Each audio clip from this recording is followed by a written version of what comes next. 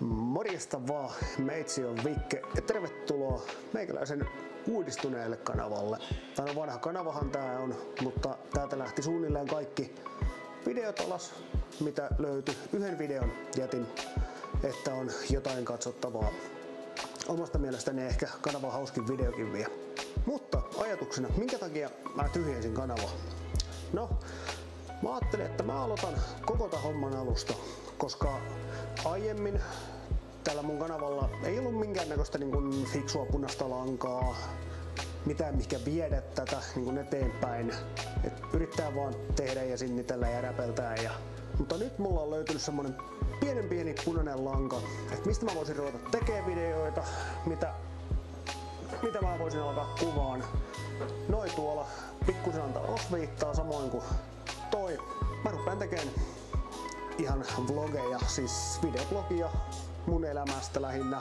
Ajatuksena on siis se, että mä en silottele mitään, mä en näytä sitä pelkkää glamouria, mitä se on, mitä näkee kaikkien muiden sosiaalista mediaa harrastavien ja työkseen tekevien ihmisten arkea, että se, että kun on aikaa tehdä kaikkea, harrastaa, on kauheasti vapaa-aikaa, jne, ei koskaan ei väsytä hirveästi, niin mä vedän sen silottelun pois ja mä näytän ihan oikeasti, että millaista se tulee olemaan.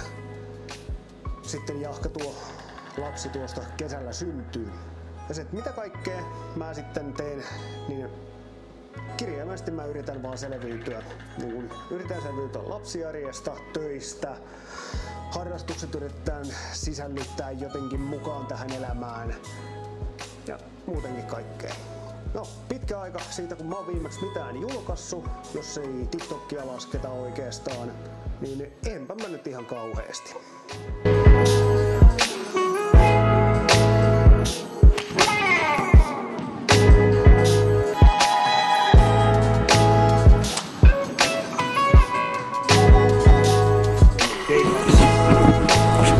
Matka kohti A-kerrosta alkanut jälkeen.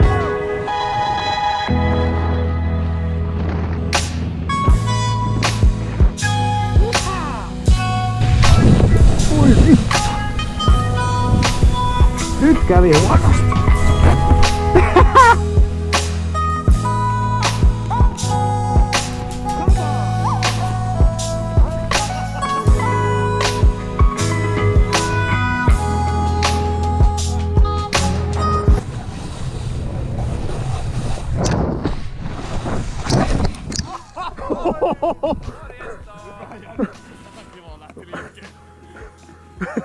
Toi rupes pelottaa! Sitten kaikkeen tohon vielä ynnätään mukaan lenkkeilyt, jalkapallo ja kaikki muu, mitä mä en nyt tähän kerennyt vielä kuvaan, mutta mistä melko varmasti tulee sit sisältöä.